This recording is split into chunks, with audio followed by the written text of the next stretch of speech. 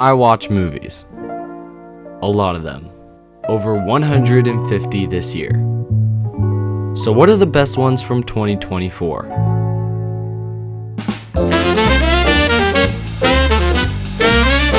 How's that intro, guys? Pure cinema, maybe? Either way, 2024 was a pretty great year for movies, and I watched a good chunk of them, so let's see what I watched. Kicking it off with Mean Girls this year is not a great start to this video. One of the worst films of this year in my opinion, and it is not even worth watching. Acting was terrible and was way too over-dramatized. Stick to the original. 1 star. The Beekeeper released on January 12th and was a pretty good movie. Although the soundtrack didn't do it for me or the cinematography, the acting was pretty good and had some good action. If you like John Wick style movies, I'd put this on your list. 3 stars. Whoa, how did we just go from January to March? Well, to be honest, I didn't really watch that many movies in February, but Imaginary was a pretty interesting movie.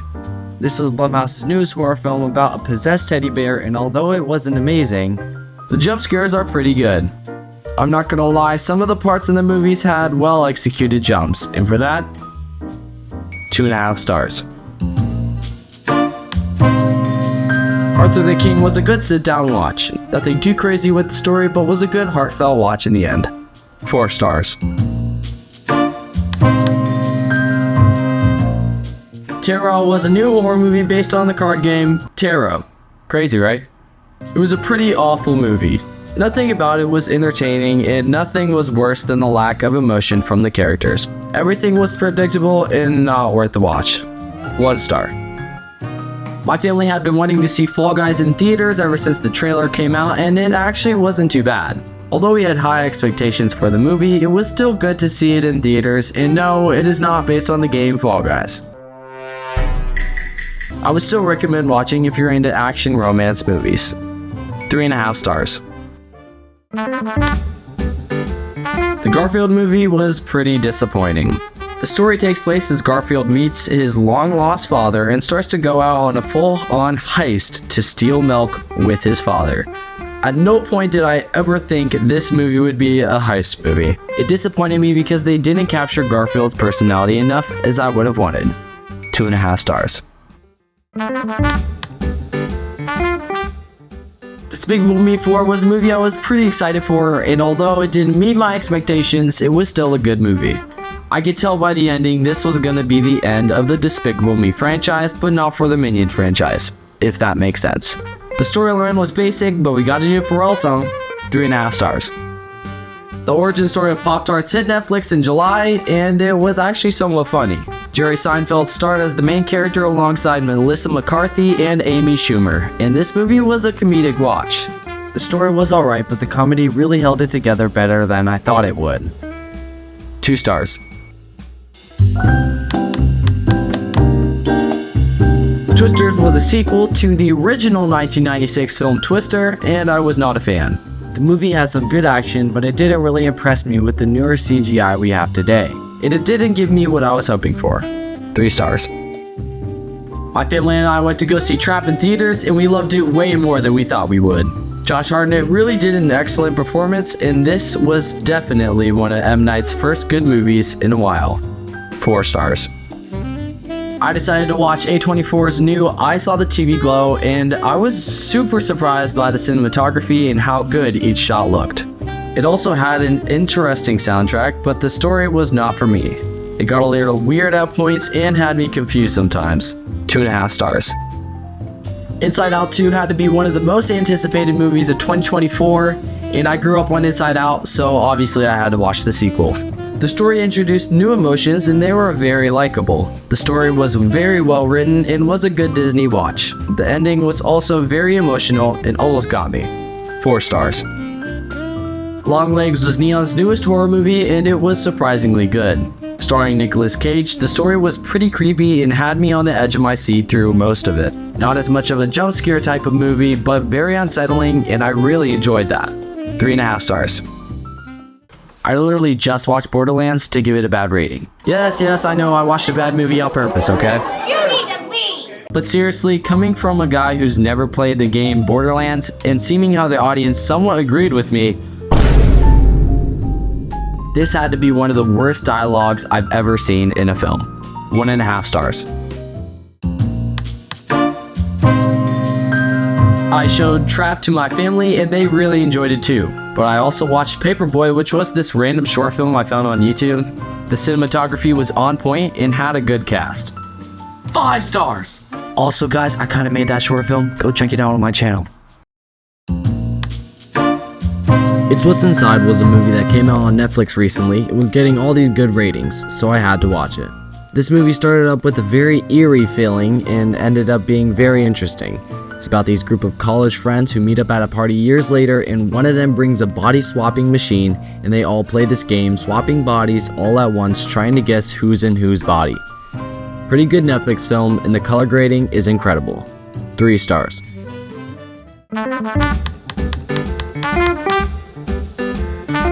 Here was Robert Zemeckis' newest film, and what was crazy about it was that the entire movie was filmed in one position. Here was a good movie that starred Tom Hanks and Robin Wright. So is this technically Forrest Gump 2? 3 stars. Time Cut was a slasher Netflix movie that came out in October, and it was trash! I could not take this movie seriously whatsoever and had me laughing at how awful the acting was. Please do not watch this movie if you're looking for something on Netflix. 1 star. Snack Shack was a really good movie that I enjoyed this year. I don't know what it was about it, but it gave an early 2000s feel that you just don't get from movies anymore, and I think that's what really set it apart from any other movie that I've seen this year. I would really recommend it, and it was an enjoyable watch. 4 stars. A24 Civil War was a pretty intense movie with incredible character building. The cinematography in this movie is on point, and there is this one scene where they decided to play a 90s pop song while an intense scene was going on, which worked out really well. 3.5 stars. My dad and I went to go see Heretic in theaters, and it was nothing like we thought was in the trailer. Although we weren't disappointed in the movie, it was not what we thought it was about. Hugh Grant was an excellent choice for the movie, and the action and suspense was very well done. 3.5 stars. Roadhouse starred Jake Gyllenhaal and was a lot better than people are saying. This movie had some really great action, and the acting was not all that bad. Some things were a little unrealistic, but don't listen to the reviews. This was an enjoyable movie. 3 stars. When I first watched Smile, it definitely creeped me out, but Smile 2 took it to a whole nother level of creepy. This film was one of the most gory films I've seen, and although it was definitely not for everyone, I really enjoyed this film. The entire premise of a pop star with the smile curse was a great plot for the sequel. 4 stars. Wicked was a movie I was pretty excited for ever since I saw the Broadway show last year in New York. Alright guys, we are headed to Wicked. I'm very excited. It's gonna be awesome.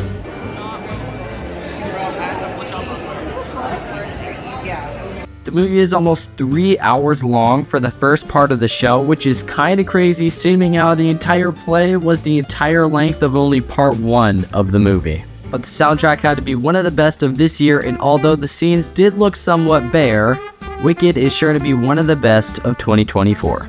4.5 stars.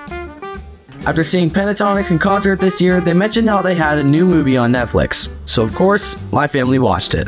One of the more Hallmark kind of Christmas movies this year, but Pentatonix was the funniest part of this movie. You could already tell exactly how it was going to end, but it was a good watch to start off the Christmas season. 3 stars. Dear Santa was a new Paramount Plus movie starring Jack Black as Satan. Yeah, you can tell this movie is gonna be bad. The cast for this movie is so generic, but Jack Black made the movie. Some of his dialogue actually made me laugh a little, but the ending of this movie had to be one of the worst that I've ever seen. 1.5 stars. It took me a while to finally watch Transformers 1, but it was really good. The animation blew my mind how good it was, and the voice acting was on point. The plot was well written and had really good character building. I wasn't expecting much out of this movie, but I would really recommend it to some Transformers fans. 4 stars. Challengers was my first Luca Guadagnino film to ever watch, and Challengers was amazing. The plot was great, the cinematography was amazing, the soundtrack was amazing, everything about this movie was very impressive. I'm not much of a tennis player, but after watching this, I want to play tennis. I would recommend it, but maybe not the best choice for younger audiences. 4.5 stars. Carry On popped up on my Netflix recently, and TikTok was going crazy for it, but I thought it was okay. Many people are saying it's one of the best movies of 2024, and it was super intense, but it really wasn't. Don't get me wrong, it was a good movie, but definitely not one of the best of 2024. It was similar to a Die Hard kind of plot, but was nowhere near as intense as people say it is. 2.5 stars. As of recording, Conclave was my most recent 2024 watch, and it was boring, but interesting. The first hour was pretty bare, and I had no interest in what was happening whatsoever. But as the movie went on from there, it got pretty interesting and ended up being a pretty good movie. Ralph Fiennes did an excellent job acting. Nothing is bad about this movie, it's just a little boring at times. 3.5 stars. And that's it. Out of the hundreds of movies that came out this year, I only watched 32 of them. Hopefully you found this video interesting, and make sure to go down and click that subscribe button for more film and movie content like this. We're coming up on 10,000 subscribers, and it would really mean a lot if you were to check out some of my other content, but till then, I'll see you on the other side of the camera.